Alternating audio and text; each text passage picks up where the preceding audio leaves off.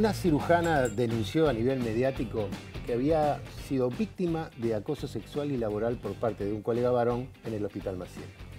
Su caso desató una cantidad de reacciones y denuncias, principalmente en redes y principalmente por parte de mujeres estudiantes de medicina que señalaban lo que han sufrido y sufren a diario, precisamente por su condición de mujer.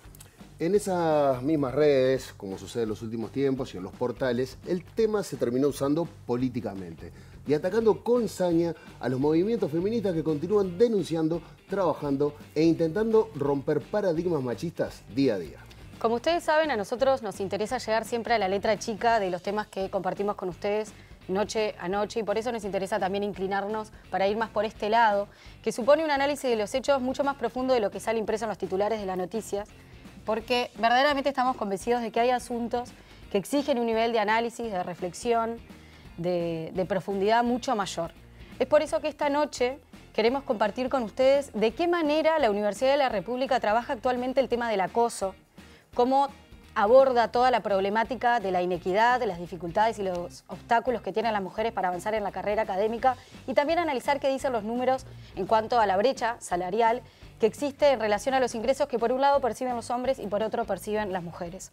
Así que así les presentamos la letra chica de esta noche. No estamos solas.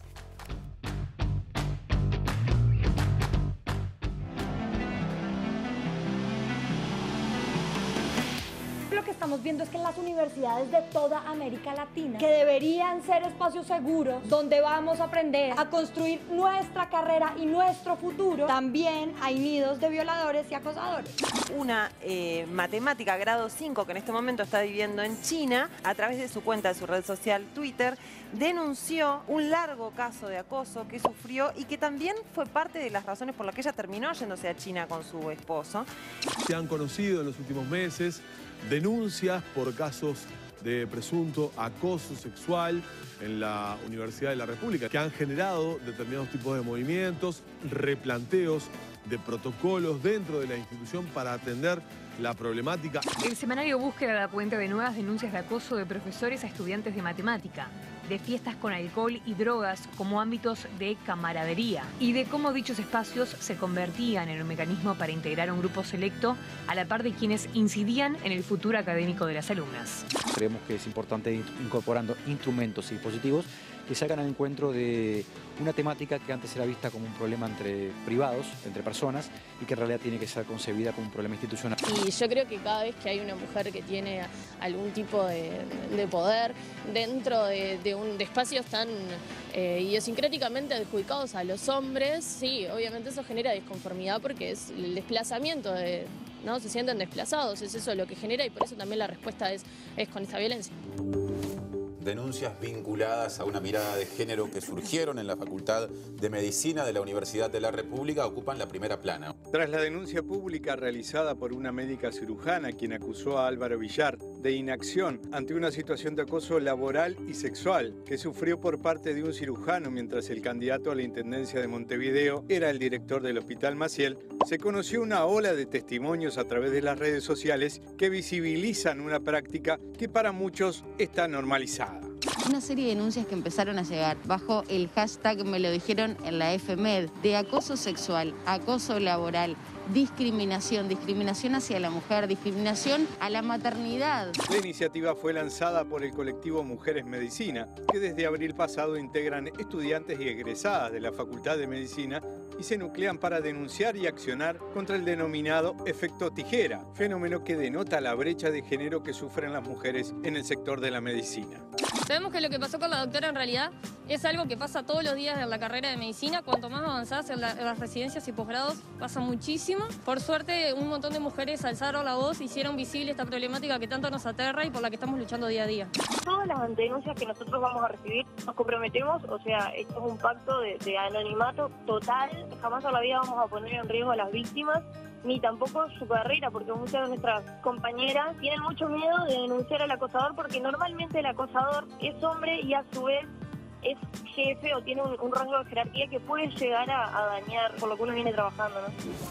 tanto de la universidad como del sindicato médico se dieron señales a favor de vehiculizar estas denuncias. El rector de la Universidad de la República, Rodrigo Arín, declaró al diario El País que hay mecanismos a través de los cuales se puede hacer este tipo de denuncias, pero consignó que no pueden hacerse investigaciones a partir de denuncias públicas que no se formalizan. Y claro, la Facultad de Medicina, ¿cómo nos va a reconocer? Reconoce que algo pasa. Y en función de eso genera los mecanismos capaces de, sobre todo, lo que nos interesa a nosotros, preservar todos los elementos de la persona que denuncia, es decir, la persona más débil. Queremos enviar un fuerte mensaje de rechazo a cualquier tipo de conductas machistas y poner a disposición de las colegas, de los colegas, todas las estructuras del sindicato para las denuncias y canalizar a través de nuestra comisión de género para ir hacia una sociedad más justa y que este tipo de situaciones no ocurran. Las denuncias se corresponden a diferentes cátedras, pero nosotros consideramos que el machismo en sí está en todas las cátedras, no hay ninguna que exceda el tema de la violencia de género, porque en sí es algo más social que es un problema de raíz que hay que atacarlo, ¿no? Tú no me vas a silenciar, tú no me vas a callar. No sumisa ni obediente, mujer fuerte, insurgente, independiente y valiente. Romper la cadena de lo indiferente, no pasiva ni oprimida. Mujer linda que das vida, emancipada en autonomía, activa, terca y alegría. A liberar, a liberar, a liberar.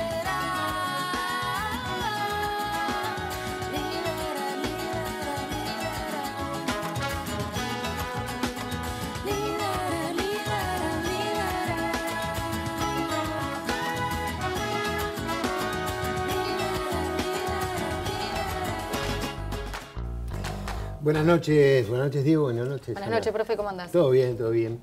Me parece que está claro que este informe que vimos, esto que estábamos mirando recién, no escapan a las mujeres, en su mayoría, que se desempeñan a nivel profesional o a nivel simplemente laboral. Es cierto que la universidad ya ha tenido el año pasado denuncias de estas características, pero en ese caso era en la Facultad de Ingeniería. Y que quizás el tema de la medicina tiene una particularidad, es la convivencia durante muchísimas horas en las guardias, donde bueno, estas situaciones se pueden ver agravadas. Me parece que es interesante que nos planteemos, bueno, la academia es parte de la sociedad y seguramente allí todavía hay quienes siguen actuando con esa formación machista que prima en nuestra sociedad. Se dice que el cambio, si es cambio, va a ser cultural y por lo tanto parece necesario presentar las situaciones, entenderlas, conocerlas, para aceptar de alguna manera que vivimos en una sociedad que realmente no hace la igualdad y donde hay diferencias claras entre lo que es las posibilidades para los hombres y las posibilidades para las mujeres. Un dato que me parece interesante, ¿no? En la Facultad de Medicina, los investigadores en régimen de dedicación total se encuentran principalmente en las áreas de bioquímica, biofísica, anatomía e histología. Solo en histología hay más mujeres que hombres en posiciones de poder. Y en toda la historia de la Facultad de Medicina solamente hubo una mujer que fuera decana. Creo que son datos interesantes para analizar y para recibir a Ana Laura Giorgi, doctora en Ciencias Sociales y especialista en feminismo. Gracias por acompañarnos. Gracias a ustedes. Buenas noches. Bueno, cuando hablamos de acoso, hay varias formas de violencia simbólica que es complejo identificar. ¿Se da el acoso laboral, por ejemplo? Sí, claro que sí. Se da el acoso laboral. Para empezar, capaz que hay que decir que hay muchos grados de acoso, hay muchas situaciones que pueden estar comprendidas dentro de lo del acoso. Tenemos una normativa, tenemos una ley, entonces lo que hay que tener en claro que ahí hay distintas situaciones. Una puede ser el pedido de favores sexuales, ¿no? El acceso al cuerpo sin consentimiento, la generación de situaciones de menosprecio, de humillación. Entonces, acá hay un nivel bastante amplio de lo que puede significar el acoso. Y es algo que también en estos momentos tenemos que definir, que los conceptos son sociales, los conceptos son históricos, son hijos de su tiempo. Entonces, bueno, hay como una ansiedad bueno, definamos el acoso. ¿Qué quiere decir el acoso para saber hasta qué podemos hacer y qué no podemos hacer? Bueno, hoy en día tenemos un gran movimiento que refiere a ciertos fenómenos que se los denominan como acoso. Bueno, sí, porque encontramos una palabra para denominar ciertas situaciones que antes eran naturalizadas, que eran normales. La broma, ¿no? La palmadita, la mano en la cintura, el menosprecio, la humillación. Y eso, bueno, hay una subversión de, sobre todo, una nueva generación que no la tolera más, que tal vez eran situaciones que antes estaban naturalizadas, la broma que hace el tío en el asado, ¿no? En la Navidad, sobre el cuerpo, sobre el destino biológico, sobre la maternidad. ¿Qué quiere decir? Bueno, con las menores posibilidades de las mujeres de realizar ciertas trayectorias laborales o profesionales. Y esas situaciones se viven también dentro de la universidad. Hay situaciones de acoso que son claramente la del chantaje. Bueno, si no tenés una relación sexoafectiva conmigo, no vas a ganar el concurso, no vas a pasar el examen. Esas son como las situaciones extremas y como más claras y más fáciles de administrar en términos judiciales, a través de un expediente, a través de una denuncia. Pero después hay un repertorio de situaciones que son muy incómodas y de mucha violencia simbólica que no están tan claras de cómo se administran en la justicia. Y esto es importante entenderlo también porque la primera respuesta o reacción es, bueno, hay procedimientos, hay comisiones, hay una ley, lo administramos dentro de jurídica, en el caso de la universidad, o de la justicia ordinaria, pero hay un montón de situaciones, un repertorio de situaciones incómodas, violentas, que no son tan fáciles de asir, de identificar y de describir para que sean comprendidas. Hoy sucede con el acoso y también sucede con otras situaciones en las que las mujeres son violentadas, son objetos, son cosificadas. El consentimiento también genera estas dudas. ¿Qué es el consentimiento? ¿Qué es en una situación donde hay consentimiento y qué es una situación cuando no hay consentimiento? Bueno, estas fronteras se van a ir construyendo también. Lo que me parece más importante entender es que dentro del concepto acoso hay unas situaciones que son extremas, ¿no? Y hay otras que no son tan claras de denunciar, pero por supuesto que son clarísimas porque lo vemos en las denuncias, en los testimonios. Ahora, Ana Laura, perdón, difícilmente uno puede ser cómplice, por decirlo de alguna manera, de las situaciones más extremas, donde está muy claro. Pero después hay una cantidad de situaciones donde, por ejemplo, en un salón de clases, donde hay 50, 60 alumnos, veíamos algunos de los tweets, estos que decían, no, entré y un profesor me dijo no sé qué, te sentaste en tal lado. Y ahí la complicidad es mucho más complicada porque son 50, 60 alumnos que también permitieron que eso pasara. Ahí no está tan clara la frontera y creo que interpela también muchísimo a todo el estudiantado, por ejemplo. Por supuesto, y ahí también se requiere de un cambio cultural también. La palabra complicidad es un poco fuerte, ¿no? Hay veces que no tenemos claro que es una situación intolerable. A mí me ha pasado como docente de la UDELAR que un estudiante varón me haga un comentario que hoy en día yo podría calificar como de acoso. Y tal vez hace 5 años no pude reaccionar, ¿no? Yo docente, yo en el lugar jerárquico en términos de la educación, pero no en términos de género, ¿no? Cuando un docente varón se burla de mí por mi condición de mujer docente. Y esa situación nos pasa relativamente seguido. Hoy en día, para decirlo en tus términos, tal vez hay menos cómplices y más solidaridad o más aliadas. Hoy en día las estudiantes no lo permiten, se sublevan ellas, ¿no? Y dicen, bueno, ¿cómo le vas a hablar así a la profesora? Hay un momento, un político de subversión en este sentido. Y bueno, sí, hay complicidades, hay silencios cómplices, pero también hay que entender, bueno, que antes se consideraba natural la broma, el menosprecio, es una broma, no te lo tomes tan en serio. Y hoy en día, bueno, hay un cansancio, una acumulación de broma, una acumulación de comentario, de juzgamiento. ¿Te parece? Perdona. No, adelante, profe. No, porque dijiste hoy, hay nuevas generaciones que no lo soportan. Pero también los varones. Yo creo que hay una nueva generación de varones mucho más solidarios, sí, creo que sí, al menos como docente lo veo, sí, si yo comparo, sí, muchos más solidarios con sus compañeras varones, en el movimiento estudiantil de la UDELAR lo vemos, ¿no? No quiere decir que todos sean solidarios y que entiendan esta subversión, ¿no? O este término del hartazgo, ¿no? De estamos hartas. Hasta acá llegamos, no bancamos más. Pero creo que sí, que hay una nueva generación de jóvenes varones que son mucho menos acosadores, que son mucho menos controladores, que entienden el amor desde otro lugar, el deseo desde otro lugar, que respetan mucho más las amistades entre mujeres. Hay un cambio de ese sentido. ¿Y a qué responde en realidad este cambio? Porque hace 5 años a muchas de nosotras a veces nos costaba identificarlo porque lo naturalizamos y demás, pero ahora vemos que hasta los propios varones participan de este proceso, aunque a veces está esta cosa de la complicidad, entre comillas. ¿Qué cambió entonces? ¿Cómo se consolidó el movimiento feminista en Uruguay?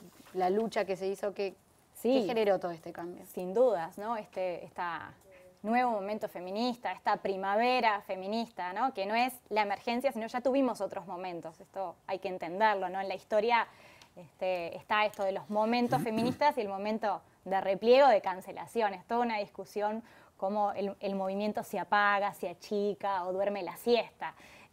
Eso no es autogestionado, esa siesta. Es claramente un momento antifeminista que viene después.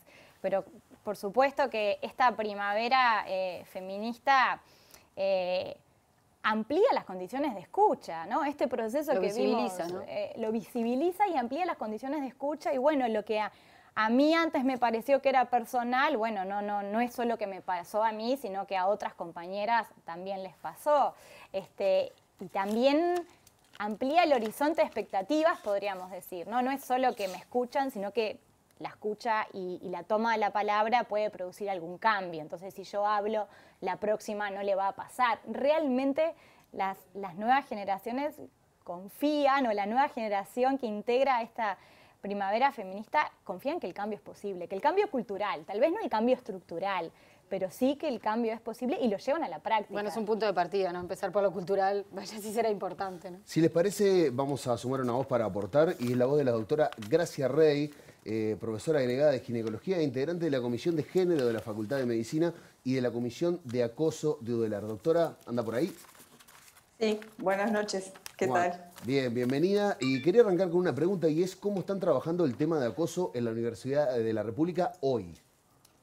Bueno, un poco Ana Laura lo mencionó hace un ratito. No logro entrar bien en foco en la cámara. Pero estás bárbara ahí. ¿Estoy bien? Sí, bueno, ahí. Hay mecanismos a nivel central, que es la Comisión de Acoso, que está integrada por el orden estudiantil, el orden docente, funcionarios, la red de género y los gremios. Esa comisión además está apoyada por un equipo técnico dirigido por una psicóloga y con 3 asistentes sociales y 2 psicólogos que se hacen cargo de los temas. Las denuncias se realizan a través de la página web en forma anónima o a través de un contacto directo, o sea, también en forma anónima hacia los equipos de las instituciones, ¿verdad?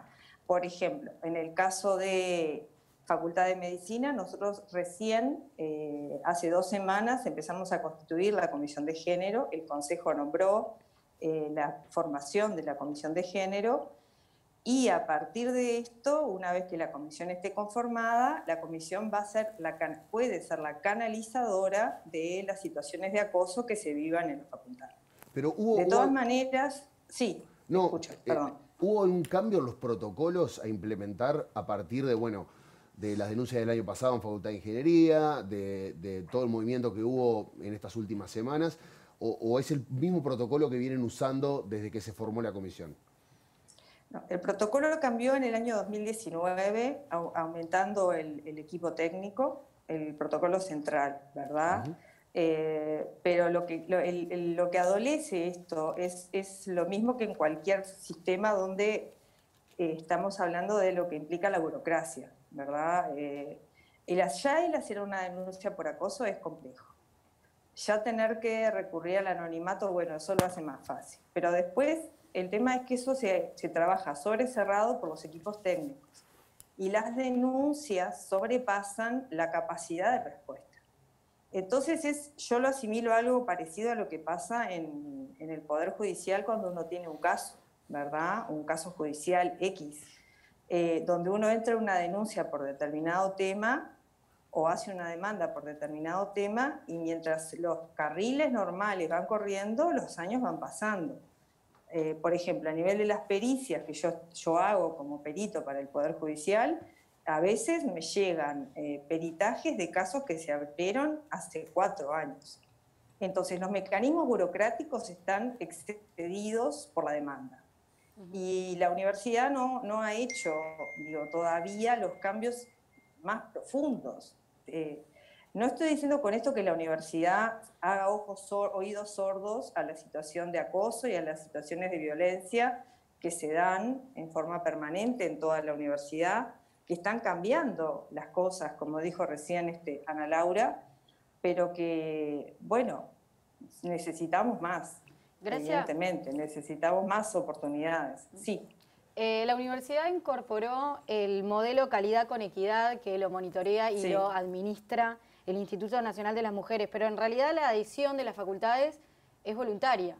Entonces, la pregunta la adhesión es voluntaria. Si es voluntaria, ¿en qué medida es efectiva verdaderamente y no debería de ser de alguna manera obligatoria, ¿no? Bueno, eso es un poco lo que está trabajando el equipo central. Yo puedo responder por lo que estamos viviendo hoy, ¿verdad? Es voluntario que la facultad se presente al modelo de acreditación de calidad con equidad a través de la comisión que se llama CAED, que es una comisión que funciona a nivel central. Medicina, recién, por ejemplo, es de las últimas facultades en incorporarse. Y otras facultades han decidido no hacerlo porque tienen mecanismos propios para resolver estos temas de género. Un ejemplo es Facultad de Psicología, que nunca se planteó entrar a la CAED, ¿verdad? El mecanismo de calidad con equidad. ¿Es voluntario? Si debería ser obligatorio, bueno, cumpliendo lo que son las reglamentaciones en cuanto a mecanismos de equidad de género que está reglamentado por el Estado, tal vez debería hacerlo.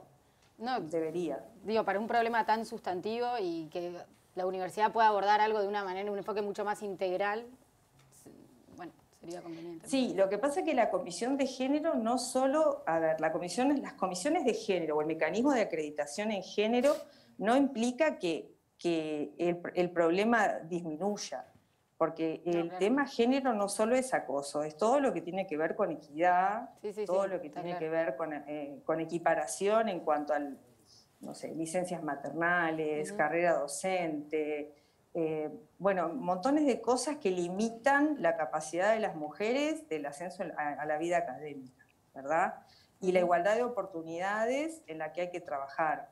Que cada facultad lo maneja de una manera que ingrese o no ingrese al mecanismo de calidad con equidad, por ahora es voluntario. También estamos en un periodo en el cual se está trabajando mucho desde la Comisión de Acreditación de Calidad con Equidad hacia los servicios para que definan integrarse en forma voluntaria. Medicina, como me consta a mí por trabajar en este tema, el año pasado hubo un intento de empezar el proceso, pero se consolidó recién este año. Y es un poco porque también medicina es una de las facultades más antiguas, que tiene un gran porcentaje de varones en los cargos de toma de decisiones, y donde el problema género y equidad de género ha pasado bastante invisible, aunque no parezca, ¿verdad? Como decía Ana Laura hace un rato, las generaciones de ahora no lo toleran, es evidente, es claro, se criaron con otro paradigma. Pero como yo les digo siempre a mis estudiantes, yo no me caí hoy acá del planeta Marte siendo profesora agregada de ginecología, sino que también fui estudiante, interna, residente, grado 2, grado 3, y en cada uno de esos escalones hubo un montón de obstáculos que yo sentí como mujer. Y hoy por hoy decir que dentro de la pirámide de la Facultad de Medicina hay entre grados 4 y grados 5 de 900 docentes estudiados por un grupo de estudio que estamos realizando nosotros con otros colegas, hombres y mujeres, solamente el 24% del plantel superior, digamos grados 4 y 5, de esos 900 docentes relevados son mujeres. Y como ustedes dijeron hoy, a nivel de ciencias básicas, que es donde uno diría, bueno, la investigación no sería tan complicada, entre comillas, para las mujeres, porque, bueno, no exige guardias, no exige dormir afuera. Bueno, ahí es el lugar donde hay una sola grado 5, en como 7 servicios. Y sin duda, y sin que nadie se sienta herido ni malherido, las especialidades anestésico-quirúrgicas son las peores. Yo integro una de ellas, una especialidad anestésico-quirúrgica, donde el número de grado 5 mujeres es nulo. No hay grado 5 mujeres. Doctora, y gracias. grados 4 muy pocas. Doctora Gracia Rey, muchísimas gracias por ponernos al tanto y vamos a seguir sumando voces en la letra chica para poder ir más a fondo en este tema. Muchas gracias. Muchas gracias. Ana Laura, parecería ser que el problema burocrático es un problema difícil de resolver y que quizás lo otro, ¿no? Lo cultural, la lucha, el feminismo, serían los caminos para tratar de mejorar esas condiciones, porque si ella decía incluso en el Poder Judicial 4 años para llegar a hacer una pericia, como es complicado. Es complicado y además reitero esta idea de que no todo es tramitable por la justicia, las situaciones, y que también tramitar una denuncia es algo muy traumático. Sí, claro. ¿No? Entonces...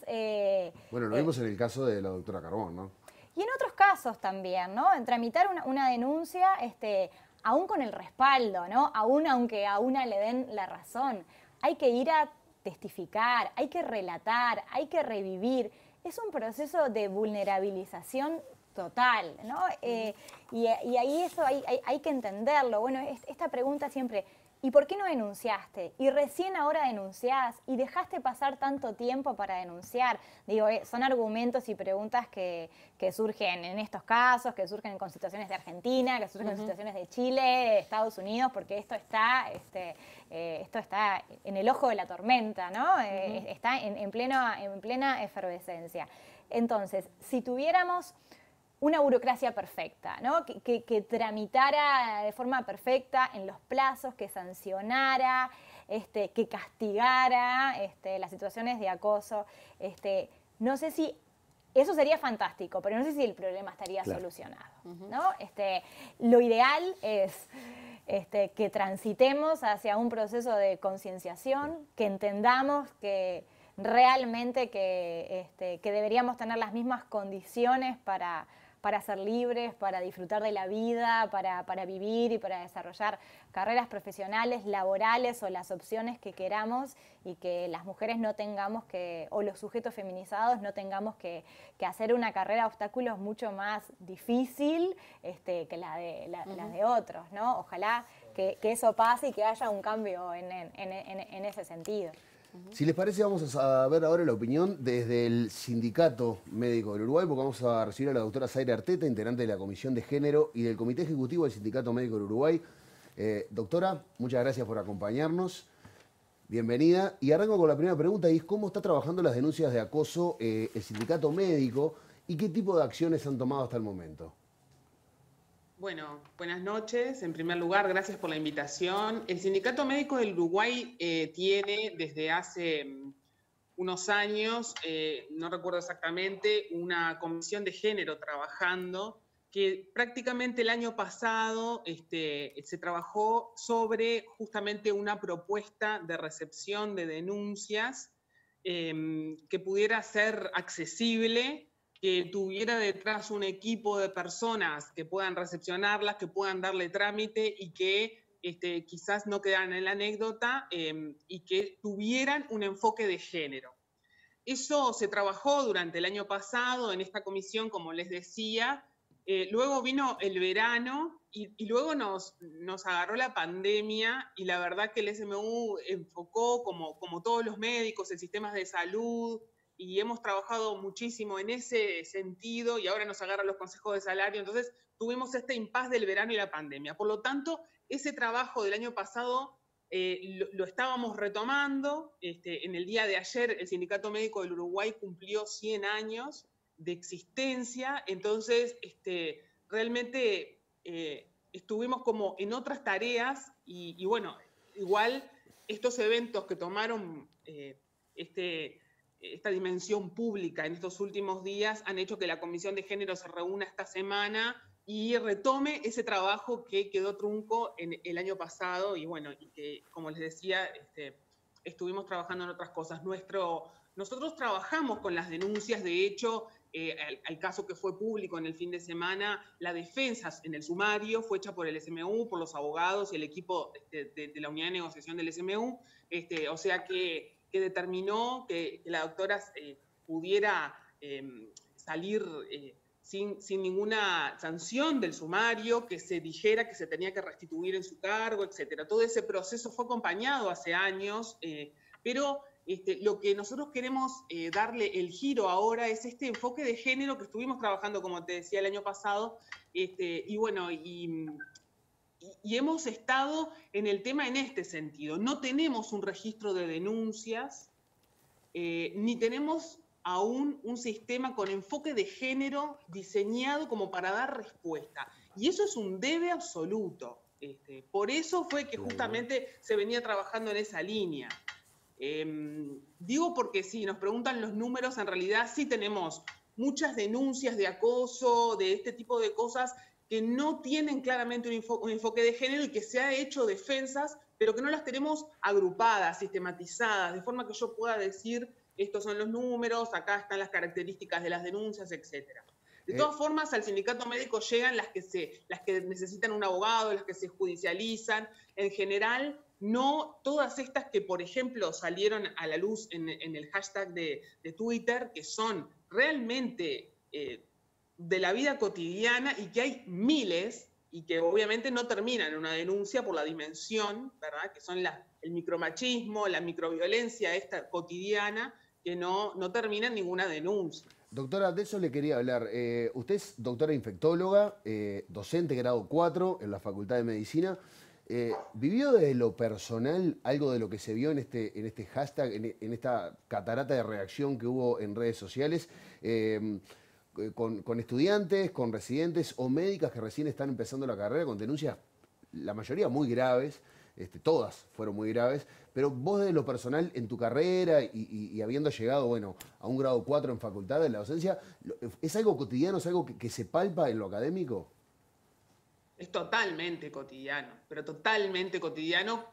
Yo diría que no es muy diferente a lo que pasa en cualquier trabajo, en la sociedad en general, adentro de los domicilios. O sea, realmente creo que no hay una particularidad de la medicina. Sí, la estructura de trabajo de la medicina, y como decía Gracia recién, algunas especialidades que tienen como muchos varones trabajando, que se han reproducido en el poder mucho más que en otras, por diferentes motivos, pero básicamente tiene que ver con esto de esto no es para vos, esto no es para las mujeres, etcétera. Digo, como otras estructuras, como las militares y ese tipo de cosas que pasa parecido, ¿no? Porque se asocia el rol distinto según el tipo de especialidad, y tiende a reproducirse y a perpetuarse los varones en el poder, ¿no? Digo, de hecho, en el propio sindicato médico hay, como en otros gremios, una estructura donde en las dirigencias hay mayor proporción de varones, en las listas va mayor proporción de varones, cuando las mujeres somos el 60% de los médicos y las médicas en Uruguay. O sea, que si fuera proporcional, ni siquiera es como la población general 50-50, somos mayoría. Entonces, eso no se reproduce en la UDELAR, no se reproduce en los cargos de dirección en la medicina, en los servicios de medicina, en las mutualistas, en AS, etcétera, Y bueno, y claramente las mujeres cobran en la masa salarial un 20% menos que los varones, que este producto es multifactorial. No es porque el valor hora sea menor, es porque no acceden a los cargos que son de mayor jerarquía y por tanto, o por la anestesia quirúrgica, etc. Es un tema de distribución, básicamente. Doctora, muchísimas gracias por charlar un rato con nosotros. Ha sido un placer. No, gracias a ustedes. Muchas gracias. Despedimos entonces a la doctora Zaira Arteta, integrante de la Comisión de Género y del Comité Ejecutivo del Sindicato Médico del Uruguay. Ana Laura, quería consultarte sobre la terminología para compartir con toda la audiencia de, bueno, algunas definiciones que es importante incorporar y llamarlas o entenderlas por cómo se llaman más en la jerga, digamos. Hablemos un poco del techo de cristal, del piso pegajoso y cómo los uruguayos están incorporando esta nueva terminología. Bueno, son metáforas, ¿no? La más conocida es la del techo de cristal, que tiene que ver con un techo invisible. Bueno, las colegas de medicina recién lo explicaban, ¿no? ¿Cuántas decanas tenemos? ¿Cuántas grados 4, grados 5? Entonces, hacemos una carrera, ¿no? Con esta idea de la... el techo de cristal en general es un concepto que se utiliza para las profesiones, para el mundo universitario o también para el mundo del mercado, pero tiene que ver con una carrera profesional o laboral. Entonces el techo de cristal es un límite al que uno llega pero no lo ve, no se visualiza. Y es un concepto que se creó justamente un poco para cuestionar la promesa emancipatoria de la universidad. Bueno, la idea, las mujeres o el primer feminismo luchó mucho por acceder a la universidad, ¿no? Una de las cosas es que luchó muchísimo por acceder a la universidad. Bueno, lo que sucedió es que una vez que llegaron a la universidad, luego con ese título no lograban lo mismo que lograban los varones. Esto pasa desde principios de siglo hasta ahora en el siglo XXI. Hay un techo de cristal. No logramos avanzar, no logramos ni permanecer en el caso del mundo universitario, de la vida académica, de la misma manera, ni logramos avanzar de la misma manera, no solo en términos de los grados, en términos de las responsabilidades, de formar a otros, de desarrollar líneas de investigación, de tener cátedras, de construir conocimiento, porque para todo eso hay que avanzar en la carrera académica. Hay un techo de cristal que no se ve. En general, ¿qué tiene ese techo de cristal? ¿Por qué está ese techo de cristal ahí? ¿No? ¿De qué se construye? De una desigual distribución de los cuidados, ¿no? Porque este es el problema. Y esto lo muestran todos los datos, todas las estadísticas, ¿no? Las mujeres académicas en el mundo universitario sufren un rezago. Y en general ese rezago está directamente relacionado con la maternidad. Con la maternidad. Aquellas que logran traspasar el techo de cristal o que no tienen un techo de cristal encima de ellas, es que justamente no tuvieron esa condición. Bueno, uno de los tweets de ayer o de anteayer decía, bueno, si elegís ser cirujana, vas a ser una madre abandónica o una mala madre, Y ¿no? te van a criar tus hijos la empleada. Bueno, porque también está eso, ¿no? Hay algo que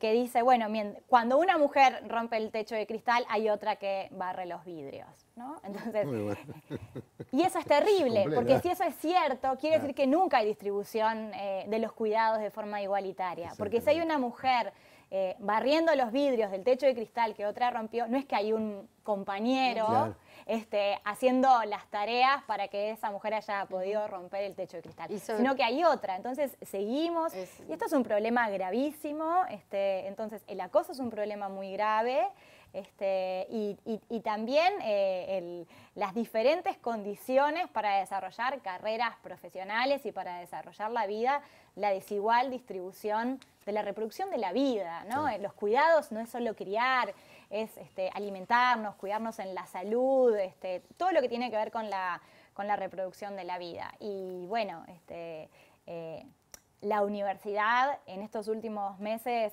de emergencia sanitaria cumplió un rol maravilloso, impresionante, del que estamos todas orgullosas y orgullosos. Pero la desigual carga que hubo fue impresionante, ¿no? Total. Porque justamente por los cuidados, ¿no? Y este es un tema que también es como dice una feminista brasileña respecto a otro tema, pero tomo esta idea de el silencio ruidoso, ¿no? Este rum de que, bueno, hacemos 10 tareas a la vez, sostuvimos la educación terciaria, sostuvimos la educación virtual, y lo del AR no ha tomado ni una medida para comprender, compensar eso. Las mujeres no pudieron presentarse de la misma manera de llamados, a ser responsables de tareas de investigación, a publicar artículos, y ese es el techo de cristal. El techo de cristal en la pandemia se solidificó. Se solidificó. Nos vamos a meter con la pata económica de todo esto después de la pausa. Primero agradecerte, Ana Laura, un placer que hayas compartido con nosotros. Muchas gracias por venir. Muchas gracias a ustedes. Nos vamos a la tanda y ya vuelve la letra chica.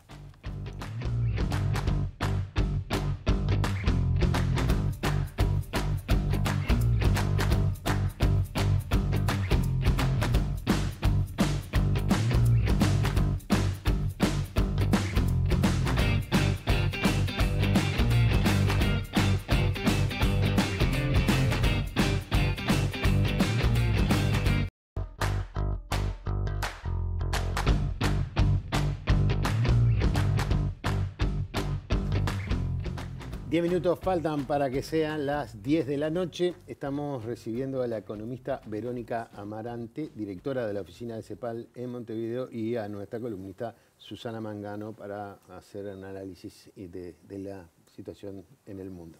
Buenas noches. Buenas noches. Bienvenidas. Gracias por acompañarnos. Para arrancar directamente, el informe de la CEPAL y de la ONU sobre mujeres presentadas que habla sobre la brecha de género de los ingresos en Uruguay. ¿Cómo vamos a arrancar con ese tema? Bueno, el informe lo que hace es mirar desde una perspectiva de largo plazo qué pasa con la diferencia entre lo que ganan los hombres y las mujeres, los ingresos que tienen el mercado de trabajo. Ahí lo primero que es importante es tener en cuenta que uno tiene que pensar cuando habla de las diferencias de ingresos, si son ingresos mensuales, o sea, la diferencia entre el salario mensual total o por hora, porque las mujeres trabajan menos horas, y también cuál es el universo de trabajadores que se está considerando. Por ejemplo, en el sector privado la brecha salarial es mucho más grande, en el sector público, por los mecanismos de contratación, por las formas de ascenso, la brecha salarial es menor. Pero bueno, lo que muestra el estudio es que en Uruguay, si tomamos desde los 90 hasta ahora, hasta el 2018, que es el último dato disponible, la brecha salarial cayó significativamente hasta el 2000, luego una época de relativa estabilidad en los primeros años de los 2000 y después tiene de nuevo una caída. Si quisiéramos dar números, por ejemplo, en el salario mensual, antes había un 40% de ingresos menores de las mujeres en los 90, hoy hay alrededor de un 25%. Si vamos al ingreso por hora, es distinto, hoy hay un 6%, perdón, en el total de asalariados. ¿Por qué? Porque las mujeres trabajan en menos horas en general. Entonces, eso es importante. O sea, la diferencia salarial es uno de los aspectos, de los varios aspectos que hay de diferencias en el mercado de trabajo para hombres y mujeres. O sea, también están las horas de trabajo, la participación. Las mujeres tienen tasas de actividad mucho menores, participan menos. ¿En el informe se busca también un porqué? Bueno, el informe lo que hace es, hay un análisis que es bastante novedoso para el caso de Uruguay, que es tratar de ver qué tanto tiene que ver con la maternidad esa diferencia salarial. Y entonces hay se toma un estudio de Martina Querejeta que lo que hace es, gracias a la disponibilidad de datos del Banco de Previsión Social, tenemos las trayectorias, digamos, de las mujeres que tuvieron hijos y las que no tuvieron hijos. Y se hace una comparación lo más ajustada posible. Y ahí se ve que hay una penalización muy importante. Si tomamos 10 años después del evento, o sea, 10 años después del nacimiento del niño, las mujeres ganan un 42% menos que las que no tuvieron hijos. Exacto. Tremendo. Y eso es una parte porque ganan menos por hora y otra parte porque trabajan menos horas también. O sea, la mayor parte es un 60% de diferencia en la cantidad de horas. De empleo formal, podría ser también que estén trabajando en el sector informal y eso no lo tenemos ahí en los registros. Perdón, hablaste de una penalización y suena como como muy fuerte, como que se está castigando la maternidad de alguna manera. Y bueno, es el nombre que la literatura económica se eligió, digamos, para reflejar esta idea que está muy clara en los números, que el costo, digamos, de la reproducción social recae casi totalmente sobre las mujeres. O sea, es una manera, digamos, que se eligió para enfatizar este fenómeno, básicamente para hacer hincapié en esta idea de que las sociedades tienen que avanzar hacia una distribución más igualitaria entre hombres y mujeres de los costos que tiene tener, los costos, digamos, de la reproducción. Susana, ¿esto a nivel global Sí. es parecido? Porque estamos muy distintos que En ese sentido, Uruguay está bastante distinto a otros países. Yo comentaba fuera de micrófono que, por ejemplo, aquí legalmente al padre la baja de paternidad le otorga 2 semanas, 13 días cuando es padre, cuando tiene un hijo. En el caso de España, por ejemplo, son 12 semanas. En el caso de los países nórdicos, que son los que registran menos brecha salarial, menos diferencias y también menos incidencia del capítulo de la maternidad, allí tenemos que Suecia otorga 70 días, Islandia 90 días, pero por ejemplo Noruega 112 días. Para los padres. Para los varones. Para los varones, para que puedan compartir la responsabilidad de esa paternidad que se supone que no es solo deseada por la mujer, sino y es un dato interesante que mencionas que incluso ahí la brecha salarial entre unos y otros es notoriamente menor. Es notoriamente menor, por supuesto que sí. En Islandia desde hace 2 años es ilegal pagar menos a un hombre o a una mujer por el mismo trabajo, mismo puesto de trabajo. Igual trabajo, igual remuneración. Es ilegal. Suena tan coherente que no se puede creer que acá todavía no existe cuál es el concepto de Pero ilegalidad. en el tema de brecha salarial después también no hay tantas diferencias, ¿no? De media en el mundo. Lo que pasa es que aquí, como dice la compañera, hay que pensar que tenemos que hablar de también otros elementos, si es brecha salarial ajustada o no ajustada, pero realmente es del 16% aproximadamente. En España, por ejemplo, andamos en el 12,2% si es ajustada y 14% si es no ajustada. Pero países que sorprendentemente tienen mucha brecha salarial son, por ejemplo, Alemania, Rusia, pero también Francia o el propio Estados Unidos. Y ni que hablar de otros países de ingresos medios o bajos como Namibia, como Sudáfrica, como Turquía. Verónica, unos datos sobre pobreza, por ejemplo, arrojan que las mujeres menores de 25 años son de las que más sufrieron el impacto, por ejemplo, en esta crisis. ¿Se diferencian las brechas si las separamos por edades, por ejemplo, por formación, por educación, por formalidad o informalidad en el trabajo? ¿Eso está diferenciado también? Sí, hay una diferenciación. Por un lado, por edades, a medida que se avanza digamos, en la trayectoria laboral, va aumentando esa brecha salarial, o sea, se va agrandando. Y por nivel educativo, ahí hay también diferencias que están asociadas con lo que se mencionaba antes del el techo de cristal o el piso pegajoso, que básicamente se puede expresar en términos de las diferencias de salarios, en que si uno toma en la parte, digamos, de los salarios más altos, ahí las mujeres ganan más que los hombres, y también en la parte de los salarios más bajos.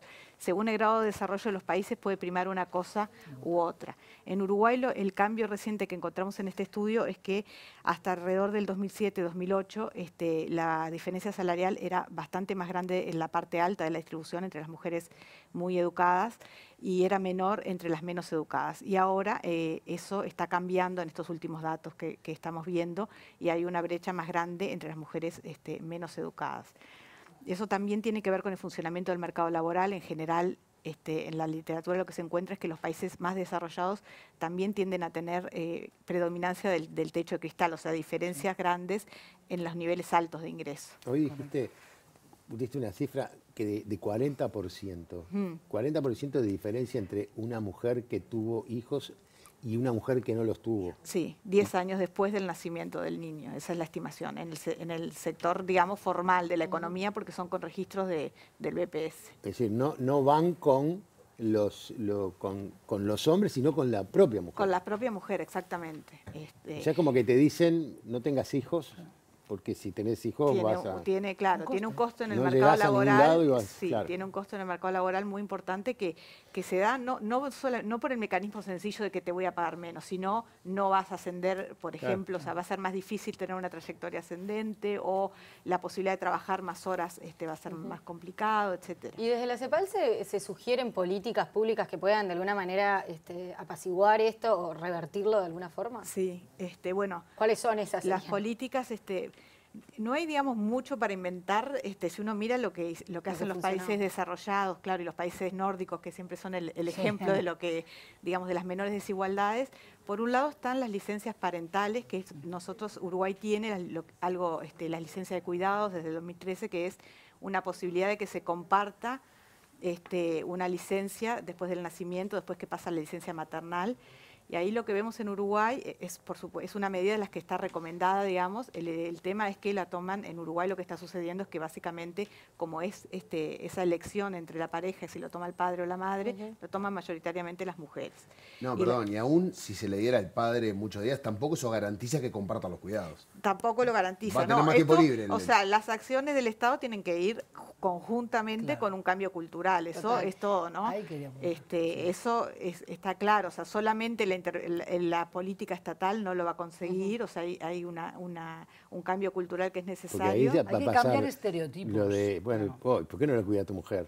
Claro, exacto, sí, bueno. Le va a pasar. Sí. Que es, en definitiva, es el problema de discriminación, o sea, ¿no? ¿Cómo vas a dejar de trabajar para que lo cuide? Pero es que cuando se dice es que trabajan menos horas las mujeres, ¿pero por qué trabajan menos? Porque tienen que hacerse cargo justamente de tareas domésticas, cuidado de menores, cuidado de mayores. Porque continúa el trabajo después de la oficina. Porque ese piso pegajoso, que es esa metáfora que no le dio tiempo antes a Ana Laura a explicar, tiene que ver con aquello que te retiene atada al piso. O sea, literalmente yo lo veo, lo visualizo así. Es un obstáculo para poder dedicarte a tu carrera profesional. Para Entonces, claro, son las tareas domésticas, el trabajo doméstico no remunerado que recae sobre las mujeres en general en los países de ingresos medios bajos, en los desarrollados, como hemos dicho, con los nórdicos como el ejemplo, digamos, más arriba, en cuanto a menor brecha salarial, ahí es donde hay mayor también responsabilidad compartida de todas esas tareas. Y para eso yo creo que es importantísimo enfatizar que no se pueden buscar medidas simplistas para reducir esa brecha salarial. Tiene que haber toda una gama, digamos, un abanico de políticas sociales, políticas públicas, pero también una concientización de la sociedad, de cambiar esos estereotipos que hacen que finalmente el empleador, las empresas, decidan contratar a más mujeres en trabajos que de repente son infravalorados en lo económico, en lo salarial, o de repente para la promoción, porque nadie dice que en Uruguay hoy no se acceda siendo mujer, no hay discriminación en ese sentido, pero lo que no hay es luego promoción en la carrera, como veíamos. Hay un techo de cristal al que llegas y muchas veces no puedes romperlo, no tienes cómo. Hay otra política que es súper importante, que esto es lo que tiene que ver con el cuidado infantil y el sistema de cuidados, ¿no? O sea, la idea básica del componente del sistema de cuidados dirigido a los niños, un poco es también a la primera infancia, es que haya una posibilidad, digamos, también de tener cuidado para los niños menores. Esas son como las dos políticas, las licencias parentales, maternales y paternales, y el sistema de cuidados o los servicios de cuidado infantil. ¿Y hay alguna proyección en cuanto a en X cantidad de años Uruguay podemos calcular que esto lo va a tener medianamente saldado? Uruguay, bueno, existen proyecciones. Uruguay comenzó, digamos, el camino de la extensión de la cobertura de los CAIF para los niños más chicos. Ese es un camino que tendría que seguir recorriendo para poder avanzar en este sentido, o sea, cobertura de niños menores de 3, ¿no? Ahí hay todo un tema con la edad en la que empieza el cuidado en las instituciones de los niños, etcétera, pero bueno, las políticas, ese tipo de políticas son las que también se han llevado a cabo en los países desarrollados, además de las licencias, para facilitar, digamos, de alguna manera la inserción laboral. El número de guarderías, sobre todo guarderías cerca de los lugares de trabajo, flexibilización de la jornada. A mí me gusta mucho compararme con el continente. ¿Cómo estábamos con el continente?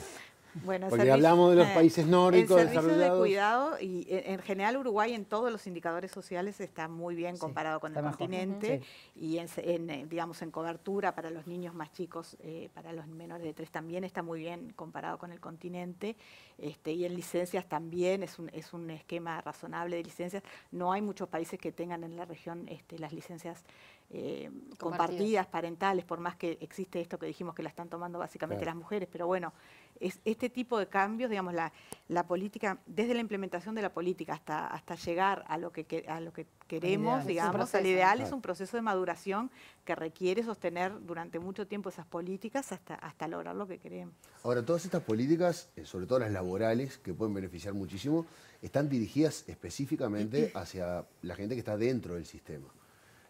Hay muchísimas mujeres que no están formalizadas, no están dentro del sistema, no acceden a nada de esto, incluso a la decisión de tomar una licencia no, empresas unipersonales, negocios familiares, no sé, una cantidad de cosas.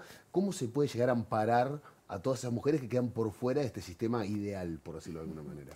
Bueno, o sea, la cobertura de los sectores informales, de los que no están en el sector formal, es un problema en todas las áreas de la protección social. Entonces, a lo que deberíamos apuntar, en realidad, es a no tener sectores informales, ¿no? O sea, por supuesto, por ejemplo, hace relativamente poco Uruguay extendió la licencia maternal para las trabajadoras por cuenta propia formales, que no existía. Eso es algo que no existía y tenía que existir y se hizo y es un avance.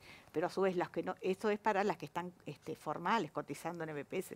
Uruguay tiene un porcentaje importante todavía de trabajadores y trabajadoras que no están en la informalidad. Entonces, ahí el objetivo es pasar a sistemas, a la cobertura de la mayor cantidad de gente posible, de trabajadoras posible. Susana, ¿y tu panorama final del mundo? A ver, como decías, te gusta saber de la región. Estamos bastante no mejor que en Argentina. No, claro, Imagínate, si la penalización en Uruguay es alta para aquellas que decidieron ser madres o que la incidencia de la maternidad es alta, en Turquía también, en Pakistán es otro de los casos extremos. Allí la brecha salarial puede ser del 34%, cuando dijimos antes que la media mundial anda en 16%, ¿sí? Ahora, Uruguay, comparado con la región, está sustantivamente mejor que, por ejemplo, Colombia o México, donde han ido mejorando y reduciendo esta brecha salarial, sobre todo la visibilización de la mujer en puestos públicos, ¿no? En cargos de poder también, porque aquí lo que importa no es solo, es comprender qué hay atrás de las cifras. Diego decía al pasar, pero se explica por qué, se preguntan estos informes por qué hay esa brecha salarial.